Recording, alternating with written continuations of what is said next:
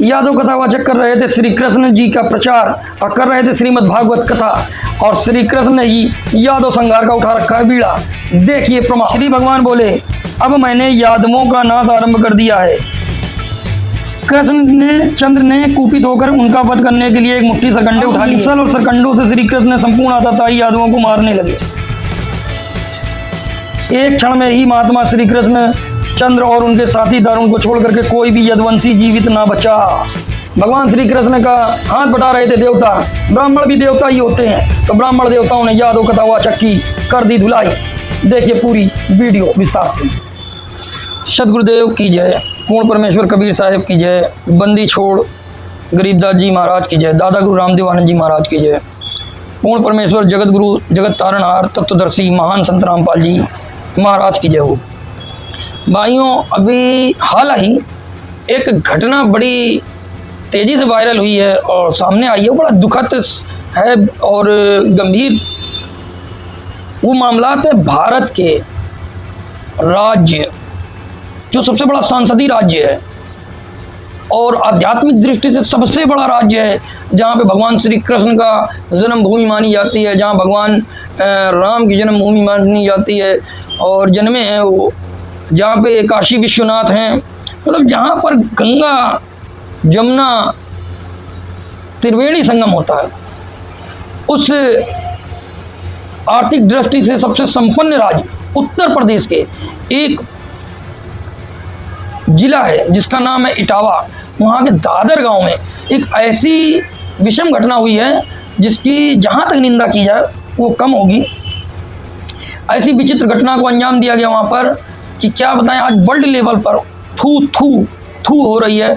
जात पात के नाम पर, ऊंच नीच के नाम पर, भेदभाव के नाम पर आज भारत का नाम फिर से वर्ल्ड लेवल पर ट्विटर पे, इंस्टाग्राम पे और नाना प्रकार पे जो लोग, मतलब ये समझो कि राज्य उत्तर प्रदेश जातिगत राजनीति के अंतर्गत समाहित हो गया है।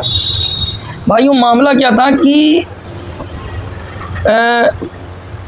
एक यादव समाज के कथावाचक जो पिछले कई वर्षों से श्रीमद् भागवत कथा सुधा सागर को आम जनमानस में परोस रहे थे, और वो अकेले ही नहीं थे, इनके साथ पूरी मंडली थी और इनके जैसे कई यादव कथावाचक वहाँ पहले से ही थे और गांव-गांव में जाकर कथा करने का काम किया करते थे। वहाँ पर एक दादर ब्राह्मणों का गांव था जहाँ किसी ने इनको आमंत्रण दिया, ये अपनी मंडली को लेकर पहुँच गए, इन्होंने कथा करी। कथा करने के बाद ब्राह्मण वर्चस्व, अब ये माना जाए कि ब्राह्मण वर्चस्व, ब्राह्मणों को लगा कि भाई अब यादव भी कथा करेंगे, फलाने भी कथा करेंगे, दिमागे भी कथा करेंगे, तो हम जो बचे कुछ ब्राह्मण हैं जिनकी रोजी रोटी, जिनका धंधा केवल यही व्यवसाय है, जो पढ़े लिखे उनकी बात नहीं है, वो तो अपना कमा खा रहे हैं, उनको इन सब चीज़ों से कोई लेना देना नहीं है, वो तो खुद ही दान पुण्य करते हैं, उनकी बात अलग है। लेकिन जिनकी पेट की रोजी और वर्चस्व, जिनका धंधा चौपट होने लगा कि भाई अब यादव समाज सब करने लगेगा तो हमारी तो रोजी रोटी में टांग आ जाएगी, तो धंधे और व्यापार के चलते उन्होंने यादव जी को शरेआम पीटा। उनकी सुनने में आया है न्यूज़ों के द्वारा कि चैन छीनी, अंगूठी छीनी, उनके संबूरे फोड़ दिए और उनको काफ़ी प्रताड़ना दी गई। यादव जी की यदि आप फोटो देखें तो उनको इतने थप्पड़ मारे गए हैं कि यहाँ सूस के बुलौआ बन गया बिल्कुल उनका, आधी मुँह उखाड़ दी गई है। मतलब देखा जाए तो एक हिंदू समाज के जो शीर्ष हैं, जो हिंदू समाज के, उन्होंने ही हिंदुओं को पीटा। मतलब कहते नहीं है घर भीतर ही भीतर घात। तो भाई ऐसे ही चलता रहता है ये हिंदू समाजवाद, ये सनातन पंथ धर्म में। तो भाई उनको पीटा, तबीयत से कूटा, उनके साथियों को धुलाई की, उनकी चोटी नोच दी, शिखा हटा दी। अब बताओ कौन हिंदू बनेगा जब उसकी चोटी काट दे रहे हो? चोटी की इज्जत होती वही काट दी, कोई बात नहीं, काट दी तो कोई काट दी। अब काटी भी किसने? दरअसल यादव जी थे, वो भागवत कथा कर रहे थे, भगवान को प्रसन्न कर रहे थे। अब ब्राह्मण जो होते हैं वो तो देवता होते हैं, अब देवताओं ने उनको प्रसाद दे दिया क्योंकि ब्राह्मण देवता हैं और वो भागवत कर रहे थे, तो उनकी भागवत से देवता प्रसन्न हो गए और उनकी छोटी वोटी काट ली और कोपचे में लेके बढ़िया खर्चा पानी दे दिया, मुँह हनुमान बना दिया। अब यादव जी पिट गए, उनके साथी लोग पिट गए, बारबत किया गया, कानून को हाथ में लिया उन ब्राह्मणों ने, संविधान को तोड़ा, जात सूचक गाली दी और उनका अपमान किया, घोर अपमान किया। उसकी वीडियो बना ली, बताओ, एक अपराध, एक महाअपराध, बिल्कुल डरा ही नहीं कि हम हैं बिल्कुल गुंडा। ब्राह्मण समाज ने उसकी एक वीडियो बना ली और उसको वायरल भी कर दी। किसी का अपमान किया जाए, फिर उसको रिकॉर्ड किया जाए, फिर उसको सार्वजनिक किया जाए। अब जैसा भी हो, देखो अब हुआ ही है। अच्छा, श्रीमद् भागवत कथा कर रहे थे यादव जी, बहुत समय से सेवा कर रहे थे भगवान श्री कृष्ण की, या कहा जाए कि विष्णु जी की। बेचारे भागवत कर रहे थे और उस भागवत करने का फल ये हुआ कि ब्राह्मण देवताओं ने उनको कूटा, पीटा और लूटा। अब यादव जी की रक्षा ना तो कृष्ण ने की और ना ही भगवान विष्णु ने की और ना ही यादव जी की भक्ति ने कोई ढाल लड़ाई। ये दुर्गति यादव जी की मृत्यु लोक पर प्रत्यक्ष जीवित ही हो गई। भाइयों, ये सब धन का रोला, ऊंच नीच के भेदभाव का रोला आपके समक्ष है। अब परमेश्वर कबीर क्या कहते हैं? परमेश्वर कहते हैं, कबीर जी कबीरा खड़ा बाजार में, मांगे सबकी खैर और ना काहू से दोस्ती और ना काहू से बैर। परमेश्वर कबीर कहते हैं कि मैं तो खड़ा हूँ बाजार में, मैं सबकी खैर मांगता हूँ। ये सारे मेरे बच्चे हैं, पूरा वर्ल्ड मेरा बच्चा है, ये देवी देवता भी मेरे बच्चे हैं और ये जितने भी हैं अकॉर्डिंग, मैं I am the universal God, समष्टि गॉड, मैं पूरे विश्व का जनक हूँ। परमेश्वर कबीर कहते हो सबकी खैर मांगता हूँ, सबकी राहत मांगता हूँ और ना काहू से दोस्ती, ना काहू से बैर। परमेश्वर कबीर ने एक बात ये भी कही थी, साधु की तुम जात न पूछो, पूछ लीजिए ज्ञान, मोल करो तलवार का पड़ी रहांदो म्यान। कि साधु की कोई जात नहीं होती, उसका ज्ञान होता है। और यादव जी हों चाहे वो ब्राह्मण जी हों, ये दोनों ही कहा जाए तो शास्त्र विमुख महामूर्ख हैं। क्यों? झूठा ज्ञान ध्यान गाला रे बाद बिना चतुराई। इनका ज्ञान ही झूठा, यही झूठे पुराण इसका समर्थन करते हैं। हम आपको प्रमाण देंगे। भाइयों, हिंदू धर्म में जहाँ से शुरुआत होती है वो एक सूक्ष्म वेद से शुरुआत होती है। हिंदू धर्म की वो एक महावेद है सूक्ष्म वेद। उसके बाद उसी सूक्ष्म वेद के 5 पाठ हैं। सूक्ष्म वेद को कोने में किया गया, व्यास जी ने 4 पाठ और बना दिए, जिसको ऋग, यजुर, साम और अथर्ववेद के रूप में आज कलयुग में लोग जानते हैं। पहले वो एक ही था। तो ये 4 हिस्से व्यास जी ने किए। उसके बाद उन्होंने छीछा लेतर करने में कसर नहीं छोड़ी।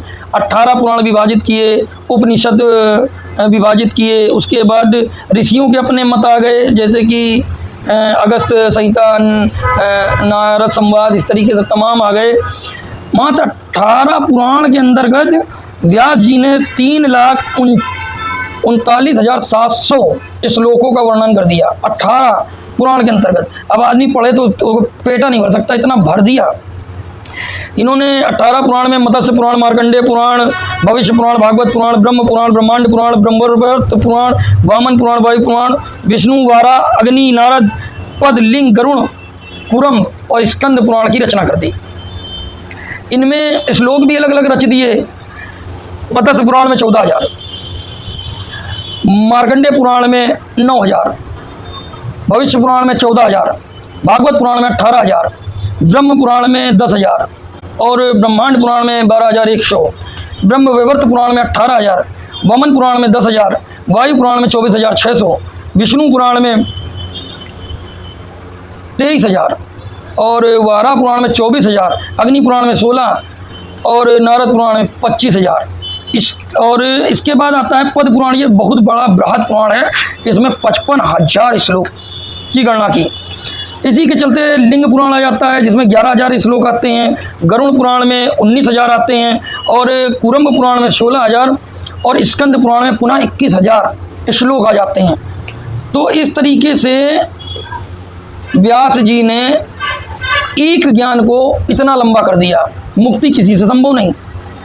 इसको प्रमाणित दिखाएंगे और ये भी दिखाएंगे कि यादव जी जिस भगवान श्री कृष्ण को इतना प्रेम करते हैं, इतना प्रेम करते हैं, बेचारे उनके लिए भागवत करते हैं, लट खाते हैं, मूंछ कटवाते हैं और यादव जी की चोटी काटी जाती, भारी अपमान होता है। जिस विष्णु भगवान की कथाओं को करते हैं, आज हम ये भी दिखाएंगे कि विष्णु भगवान यादव जी समाज को क्या दिए हैं, कृष्ण जी क्या दिए हैं, ये भी हम प्रमाणित दिखाएंगे आपको। तो सबसे पहले आप ये जान लें कि परमेश्वर कबीर कहते हैं ये भाई पेट का रोला है। तीन देव की जो करते भक्ति उनकी कभी ना होए मुक्ति। अर्थात ब्रह्मा विष्णु महेश की जो पूजा करते हैं ये तो पुत्र भी नहीं दे सकते तुमको, लल्ला भी नहीं दे सकते, कर्म के अधीन है। अगर तुम्हारे कर्म अच्छे हैं तो ये दे देंगे, तुम्हारे कर्म अच्छे नहीं हैं तो ये सामर्थ्यवान नहीं है, तुमको दे नहीं सकते। पहले एक छोटी सी झलक देखिए कि अभी तो ये यादव जी की बात थी, पहले हम आपको दिखाते हैं ब्राह्मण समाज भी कथा कहने का अधिकारी कलयुग में नहीं है। महा झूठा है, महापापी है, नरक से आया हुआ है। इसका प्रमाण देखेंगे पुराणों से। तो आइए चलते हैं। बंदी छोड़ संत रामपाल जी भगवान की जय हो। संक्षिप्त श्रीमद देवी भागवत, ये देवी जी के दर्शन कर लो भाई। ये ब्रह्मा विष्णु महेश और तीनों की जननी माता दुर्गा जी हैं, काल इनके पति हैं, ठीक है। गीता प्रेस गोरखपुर से छपी है। इसमें 12वां स्कंद आता है, 12वां द्वादश स्कंद शुद्ध हिंदी में। ये एक ऋषि हैं, इनका नाम है गौतम ऋषि। इन अधम नीच ब्राह्मणों ने इनकी प्रभुता नष्ट करने के लिए एक गाय मार के डाल दी और कह दिया कि तुमने मारी है, अब तुम यहाँ से निकल जाओ। इनकी प्रभुता खत्म करना चाहते थे। अच्छा, ये त्रिकालदर्शी थे, इन्होंने अंदर से देख लिया और फिर अधम नीच ब्राह्मणों को, अधम माने होता नीच अर्थात पापी, इन पापी ब्राह्मणों को ऐसा श्राप दिया कि मजा आ जाएगा। अब देख लो बिल्कुल, क्योंकि ये ऋषि भी ना एकदम आइटम बम हुआ करते हैं। संपूर्ण ब्राह्मण, अब देखो किसी एक ब्राह्मण को नहीं कहा इन्होंने, इतना याद रखना। ये गोल मटोल करते हैं कथाओं में, इधर हम एकदम स्पष्ट दिखाएंगे। पेज नंबर आप देखिए, पहले पेज नंबर देख लीजिए 936।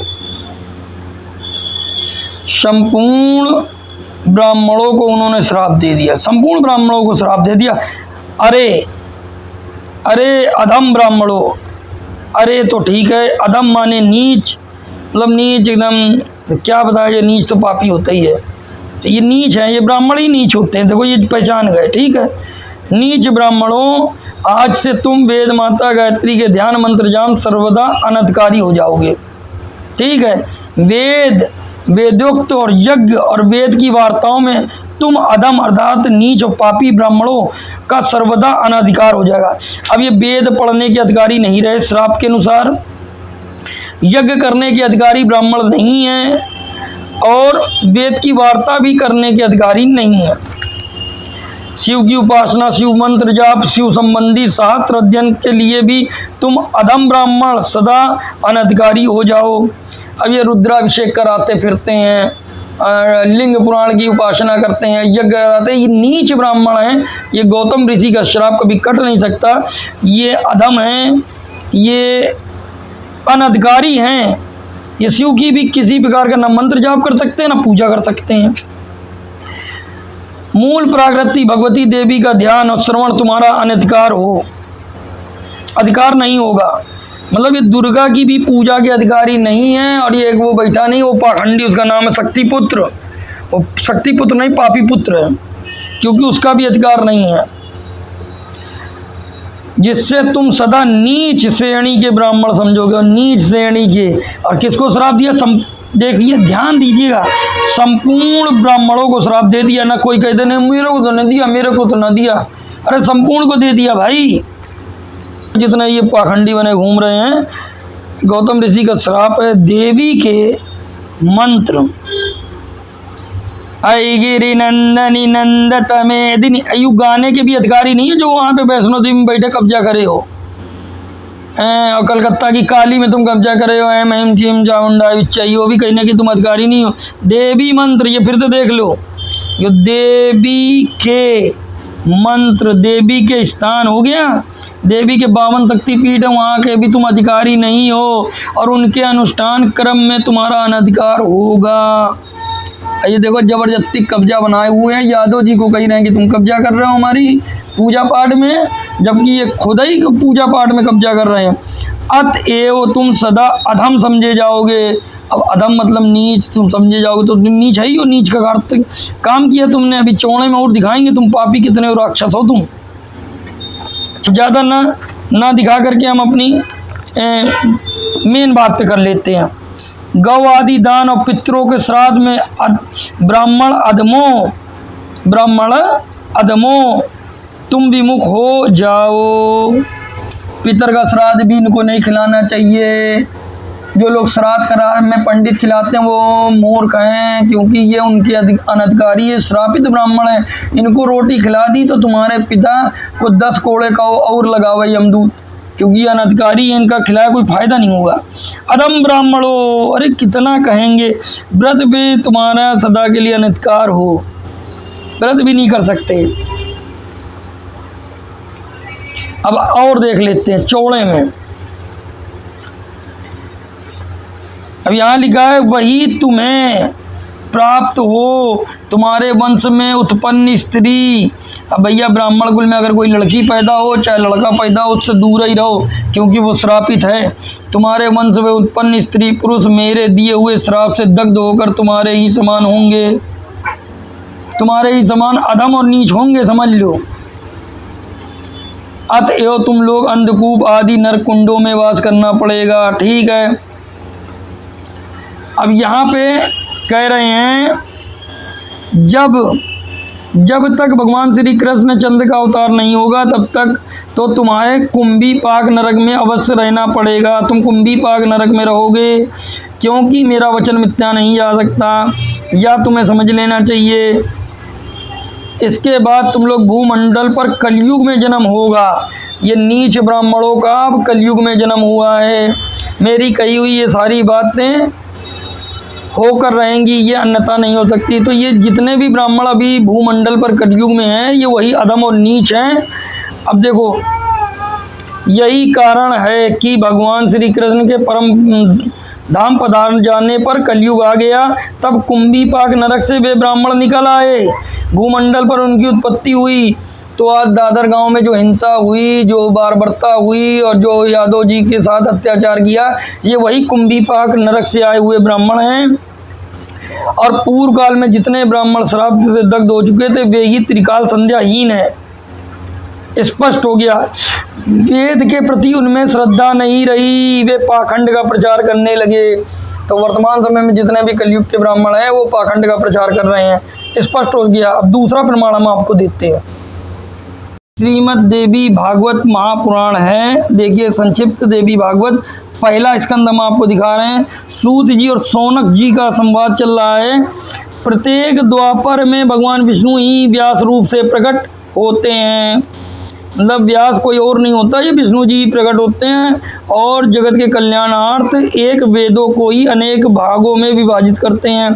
फिर यह जानकर कलयुग के ब्राह्मण अल्पायु हैं, ये अल्पायु हैं, मतलब इनकी उम्र वैसो कम है और मंद बुद्धि होंगे। अब ये ब्राह्मण मंद बुद्धि होंगे, ये स्वयं विष्णु जी और शौनक जी का संवाद चल रहा है। अब आगे हम आपको दिखाते हैं।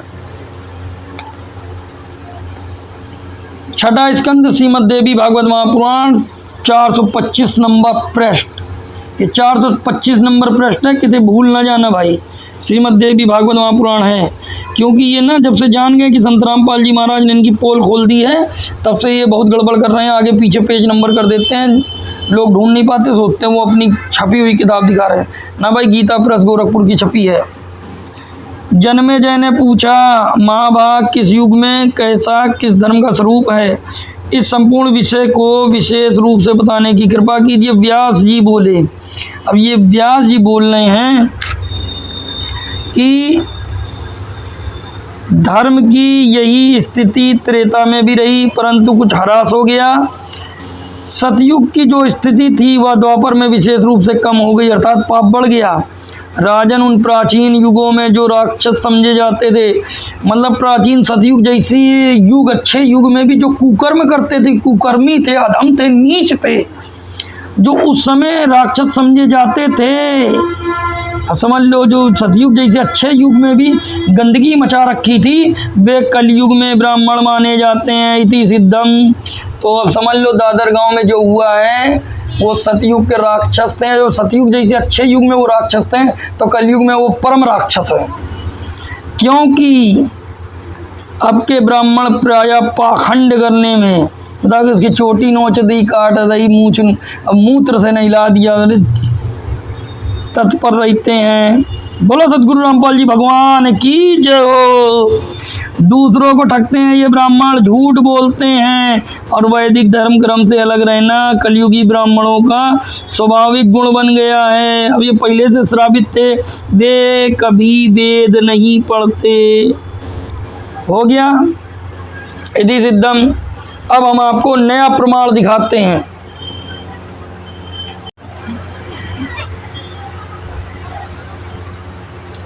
संत रामपाल जी महाराज कहते हैं, जीव हमारी जाति है, मानव धर्म हमारा, हिंदू मुस्लिम सिख ईसाई धर्म नहीं कोई न्यारा। तो ये जाति पात का भेदभाव का जितना भी पापाचार चला है, इसके बारे में हमने आपको दिखाया। अब हम आपको ऐसे प्रमाण दिखाएंगे जो आपकी आंखें खोल देगा। बने रहिएगा वीडियो में अंत तक, आपको बहुत रोचक जानकारी मिलेगी, मोक्ष का मार्ग मिलेगा, सच्चे संत के बारे में पता चलेगा और आपका कल्याण हो जाएगा। घबराइएगा नहीं, भागिएगा नहीं, क्योंकि हर चीज़ के लिए टाइम दिया है। थोड़ा मनुष्य अपने कल्याण के लिए भी टाइम दे। भाइयों, ये सारे कथावाचक नकली हैं, इनको परमेश्वर का ही ज्ञान नहीं है। अब यादव जी तो कथा कर रहे थे, उनका क्या स्वभाव था, वो शायद जीवों का कल्याण करना चाहते हों या जो भी हो, उनकी आस्था भगवान में रही हो, लेकिन उनको भी अवगत करा देंगे। परमेश्वर कबीर की एक वाणी, ब्रह्मा विष्णु महेश्वर माया और धर्मराया कहिए। ये धर्मराया ये जो है पांचवा है, ये काल भगवान है। गीता अध्याय 11 श्लोक नंबर 32 में कहता है, अर्जुन मैं बड़ा हुआ काल हूँ, इससे पहले न तुमने देखा न तुम देखोगे, इसके बाद किसी भी जब तब से मुझे नहीं देखा जा सकता। तो ब्रह्मा विष्णु महेश्वर माया और धर्मराया कहिए, इन पांचों मिल पर पंच बनाया, वाणी हमारी लइए। परमेश्वर कबीर कहते हैं, इन पांचों ने परपंच बनाया है, हमारी वाणी ले रखी है। अब यादव जी घबराएं नहीं, यादव जी देखें कि आप जिस भगवान का प्रचार कर रहे थे उस भगवान ने आपकी मदद नहीं की, कर भी नहीं सकता, वो कर्म के अधीन है। और उसके बारे में हम आपको प्रमाण देंगे कि उन्होंने यादव समाज को क्या दिया, कृष्ण रूप में और विष्णु रूप में। पहले ये देखिए, उसके बाद आप आगे चलिए, ठीक है। तो आइए देखते प्रमाण। बंदी छोड़ सतगुरु रामपाल जी भगवान की जय हो। संक्षिप्त श्रीमद् देवी भागवत सचित्र मोटा टाइप गीता प्रेस गोरखपुर से। ये पहला ही स्कंद है, ये स्कंद ही पहला है। अब व्यास जी का वन में जाना, ठीक है। अब देखो, प्राचीन संवाद है ये, प्राचीन संवाद, ये कोई आज का नहीं है। विष्णु जी का ब्रह्मा जी का प्राचीन संवाद है। यादव जी एक बार ध्यान से समझ लें। सत्यवती नंदन व्यास जी इस प्रकार के विदित विचार में उलझ करके उदास हो गए। तुम तो डुप्लीकेट व्यास हो, यहाँ ओरिजिनल वाला व्यास जो है वो बेचारा उलझन में है, उदास है। मन ही मन बहुत सोच कर समझ कर बात निश्चित कर ली और वे मंदराचल पर्वत के निकट चले गए। विचार किया कि मेरे मनोरथ को पूर्ण करने एवं वर देने में निपुण कौन देवता है। मतलब व्यास जी को ही नहीं पता कि कौन सा देवता जो है कि मनोरथ को पूर्ण कर सकता है। जिनकी मैं उपासना करूं, इसको खुद ही नहीं समझ में आ रहा कि मैं किसकी पूजा करूं। भगवान विष्णु, शंकर, इंद्र, ब्रह्मा, सूर्य, गणेश, स्वामी कार्तिकेय, अग्नि अथवा वरुण, मुझे किनकी उपासना करनी चाहिए। भ्रमित हैं व्यास जी को खुदा ही नहीं पता कि हम किसकी पूजा करें तो मेरी मनोकामना पूरी हो जाएगी। तुम्हें टट्टू ज्ञान है, फर्जी व्यास बने घूम रहे हो। तुम कैसे जनता का मनोरथ पूर्ण करवाओगे जब तुमको खुदा ही नहीं ज्ञान है। जब ओरिजिनल व्यास को ज्ञान नहीं तो तुम तो डुप्लीकेट थे यादव जी। अब आगे देखो, ये ब्राह्मण भी सारे डुप्लीकेट, ये तो राक्षस हैं सतयुग के। ये तो प्रमाण दिखाई दिया परमात्मा ने। किस प्रकार व्यास जी सोच रहे थे कि नारद जी इसको दिख गए। नारद जी वीणा लिए हाथ में पधार गए। तो नारद जी बताएंगे इसका शंका समाधान, ठीक है। 44 नंबर प्रश्न है। व्यास जी ने कहा, सुना गया है कि पुत्रहीन की गति नहीं होती। अब यह भी पुत्र के लाने में परेशान है, मानसिक सुख भी उसको सुलभ नहीं होता, इसलिए मैं बहुत दुखी हूँ। यही चिंता मुझे बार बार बेचैन कर डालती है। अब मैं मनोरथ पूर्ण करने वाले किस देवता की उपासना करूं? अब व्यास जी को खुद ही नहीं पता कि हम किसकी उपासना करें। अब टट्टू ज्ञान होगा 18 पुराण करने वालों को, जब 18 पुराण के रचयिता को ज्ञान नहीं है। इस परिस्थिति में आप ही में से आश्रय हैं मैं ऋषि। अब ऋषि को स्वयं परमेश्वर का ज्ञान नहीं है, क्या बताएंगे? सूत जी कहते हैं, इस प्रकार व्यास जी के पूछने पर महात्मा नारद जी अत्यंत प्रेम पूर्वक उनसे कहने लगे। अब नारद जी बोल रहे हैं। नारद जी ने कहा, इधर देख लो, दोनों जन बैठे हुए हैं, दोनों डट के बैठे हैं। इनकी खोपड़ी में दर्द है, इनको समझ में नहीं आ रहा है किसकी पूजा करें।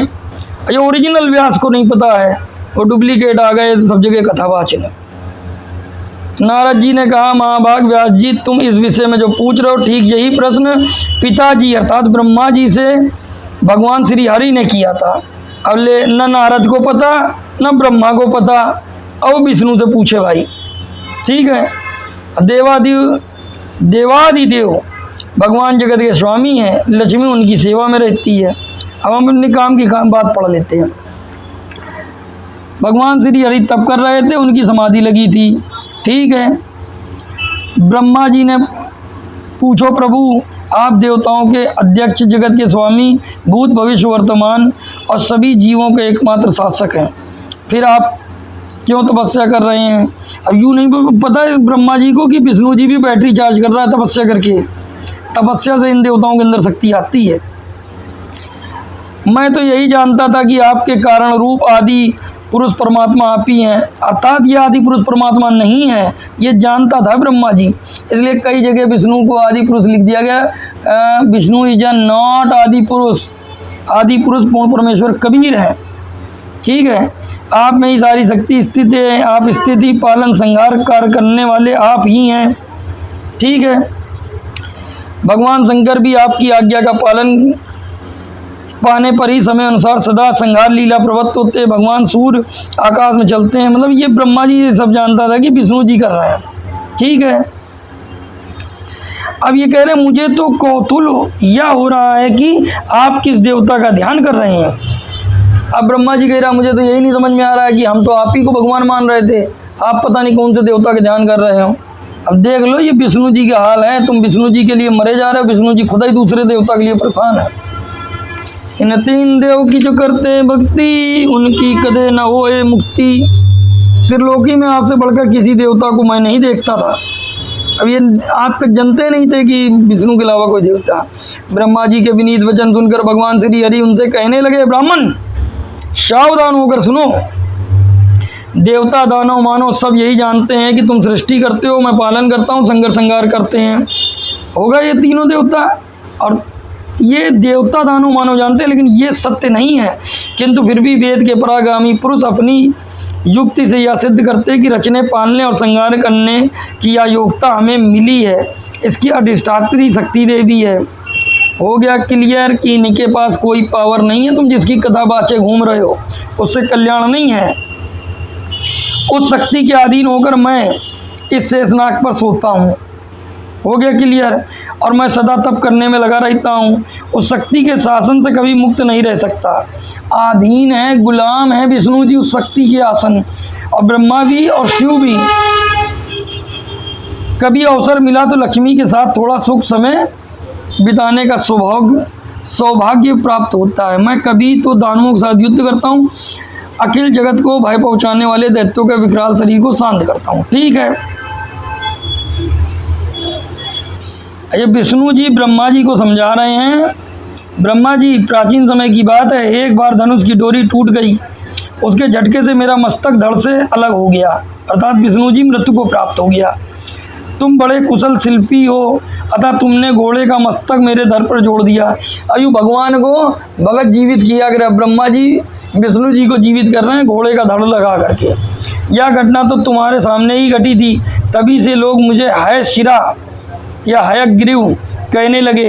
जगत की रचना करने वाले ब्रह्मा जी, तुम इससे अपरिचित नहीं हो कि मैं जब ख़त्म हो गया था तब भी दुनिया जीवित थी और सब चल रही थी, इसको कोई और शक्ति चला रही दुनिया को। यही समझा रहे विष्णु जी। मुझे सब प्रकार से शक्ति के अधीन होकर रहना पड़ता है। उन्हीं भगवती शक्ति का मैं निरंतर ध्यान करता हूँ। ब्रह्मा जी, मेरी जानकारी में इन भगवती शक्ति से बढ़कर दूसरी कोई देवता नहीं है। ये विष्णु जी का ज्ञान आ गया। विष्णु जी खुद देवी के अधीन है, तो फिर भैया विष्णु जी से कल्याण कैसे हो सकता है, ये पुत्र कैसे दे सकते हैं। व्यास जी परेशान हैं और ये हाल है। अब हम आपको यादव जी दिखाते हैं कि विष्णु जी ने कृष्ण रूप में यादवों को क्या दिया। अब देखना प्रमाण। बोलो सतगुरुदेव की जय हो। परमेश्वर कबीर कहते हैं, गोवर्धन उठायो कृष्ण जी द्रोणगिरी हनुमंते, शेषनाग सारी सृष्टि उठाई या में कौन भगवंते। द्रोणगिरी एक हनुमान जी ने उठाई थी, गोवर्धन को शंगली पे श्री कृष्ण ने उठाया था। और ये दोनों मृत्यु लोक में जो कौतूहल कर रहे थे पृथ्वी के ऊपर, उस सारी सृष्टि को तो शेषनाग ने उठा रखा है। बताओ भाई, इनमें कौन सा बलवान भगवान है। तो ये कबीर परमेश्वर बताते हैं कि ये तीनों नहीं है, ये तो देवता हैं। आओ देखो प्रमाण दिखाते हैं। जन्म ले और मृत्यु होए वो तो देवता, परमात्मा जन्म मृत्यु में नहीं आता, वेद कहते हैं। और परमेश्वर कबीर कहते हैं, ना मेरा जन्म न गर्भ बसेरा, बालक हो दिखलाया, काशी नगर जल कमल पर देरा, तहाँ जुला है पाए। भाई ये विष्णु पुराण है, श्रीमद ये गीता प्रेस गोरखपुर से। ठीक है, पॉइंट टू पॉइंट गाते कर लें, वीडियो लंबी हो जाएगी छोड़ने में। 221 नंबर पृष्ठ है, 5वां अंश है, श्लोक नंबर है 72। श्लोक ही कहा जाता है, श्लोक हम लोग बोलते हैं उत्तर प्रदेश वाले। ठीक है, श्री भगवान बोले हे, श्री भगवान ने कहा, श्री भगवान बोले हे निद्रे। अब देखना क्या बोलते हैं। कृष्ण अष्टमी को रात्रि के समय मैं जन्म लूंगा। हे अर्जुन, जिसका जन्म हुआ उसकी मृत्यु निश्चित है। ये जन्म लिया है, मृत्यु निश्चित होगी। ये अविनाशी भगवान नहीं है, ये वैसे भी दुर्गा शक्ति के अधीन है। स्पष्ट हो गया। और विष्णु पुराण है, विष्णु का अवतार ही कृष्ण है, इति सिद्धम। ये दूसरा अध्याय देख लो, भगवान का गर्भ में प्रवेश। जबकि परमेश्वर कबीर, गर्भ योनि में हम नहीं आए, माता पिता नहीं जननी जाए। पूर्ण परमेश्वर कबीर है, कभी गर्भ योनि में नहीं आते। और ये कृष्ण आ रहा थारा गर्भ योनि में प्रवेश कर रहा है। ये पुराणे गवाही कर रही हैं। इस प्रकार 7वें गर्भ के रोहिणी के उदर में पहुंच जाने पर श्री हरि अर्थात सिद्ध हो गया, विष्णु जी ने तीनों लोगों का उद्धार करने की इच्छा से देवकी के गर्भ में प्रवेश किया। और जितने ये नकली कथावाचक हैं जो कहते हैं प्रकट प्रकट प्रकट प्रकट, ये नहीं, प्रकट परमेश्वर कबीर हैं। प्रकट हुए हम काशी, परमेश्वर कबीर ने कहा था मैं प्रकट हुआ। ये प्रकट नहीं है, ये सब जन्म लेते हैं माँ के उदर से, गर्भ से। हो गया। भगवान का आविर्भाव सीधे लिखा हुआ 3रे अध्याय में, भगवान का आविर्भाव अर्थात जन्म। ये देखो फिर नीचे लिखा हुआ श्री जनार्दन के जन्म लेने पर जन्म लिया। भाई अब यादव जी जनता को मूर्ख न बनाए। ब्राह्मणों ने बहुत दिन भोली वाली भगत समाज को लूटा पीटा और भगवान से दूर रखा है। अब आप लोग मूर्ख न बनाए, अब अपनी स्थिति को जाने कि अब विष्णु जी क्या करने के लिए आए थे। ये विष्णु पुराण है, अध्याय 37, 37 288। ठीक है, 288। अब यहाँ पे भगवान विष्णु बोलेंगे, देखिएगा यादव जी ध्यान से। श्री भगवान वाच, श्री भगवान बोले हे दूत, तुम जो कुछ कहते हो वह मैं सब जानता हूँ। इसलिए अब मैं यादवों का नाश आरंभ कर दिया है। यह थारा तुम यादव कथा करो भगवान की, और वो भगवान का हम तुम्हारा नाश करेंगे। अब यादव जी खुद ही देख लो, तुम जिसकी कथा कर रहे थे वो तुम्हारा नाश करना चाहता था, और उसी के गण जो ब्राह्मण देवता हैं उन्होंने तुम्हारी सेवा पानी कर दी। अब बताए मैं गलती काहे की? तुम्हारा भगवान ही तुम्हारा नाश कर रहा है। इन यादवों का संहार हुए बिना अभी तक पृथ्वी का भार हल्का नहीं हुआ। अब ये कृष्ण जो आए थे, तुम ही लोगों को ठिकाने लगाने आए थे, लगा दिया। पता नहीं कहाँ जाओगे, अकल ही नहीं तुम्हारे। अतः अब 7 रात्रि के भीतर इनका संहार करके पृथ्वी का भार उतार कर मैं शीघ्र ही वही करूँगा,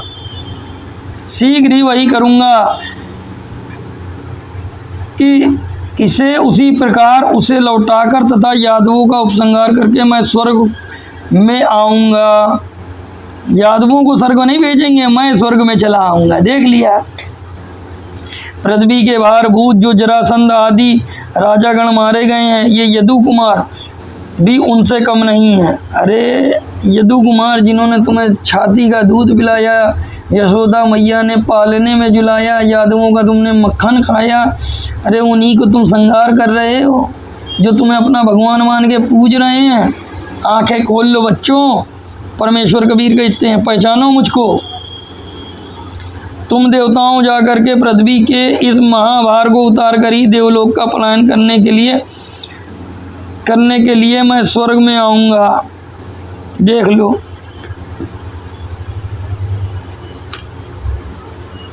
इस समय सब और नाश का सूचक कारण दिखाई दे रहा है, अतः मुझे आज्ञा दीजिए मैं क्या करूं। भगवान, मुझे ऐसी प्रतीत होती है कि अब आप इस कुल का नाश करेंगे। ठीक है, पराशर बोले। कृष्णचंद्र जी ने ऐसा कहने लगे। यादव श्रेष्ठ, हे राम, उद्धव से बता रहे हैं, अब मैं भी इस कुल का संहार करके स्वर्गलोक को चला जाऊंगा।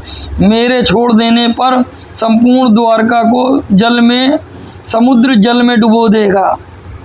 दाओ, जिन्होंने रोटी खिलाई, मक्खन खिलाई, उनको संहार करेंगे। शर्म बनना आती इनको कहते समय। और यादव जी उन्हीं कथा कर रहे थे। श्री पराशर जी बोले, मेरा भोजन शुद्ध है, तेरा अच्छा नहीं। इस प्रकार यादवों में आपस में बहस हुई और ये देवता उनको मारने आए थे रूप बदल करके। इस प्रकार भोजन के अच्छे बुरे की चर्चा करते करते उनमें परस्पर विवाद हाथापाई हो गई। तब वे देवी प्रेरणा से विवश होकर अब इन देवताओं ने अंदर प्रवेश करके उन यादवों को आपस में लड़ा दिया।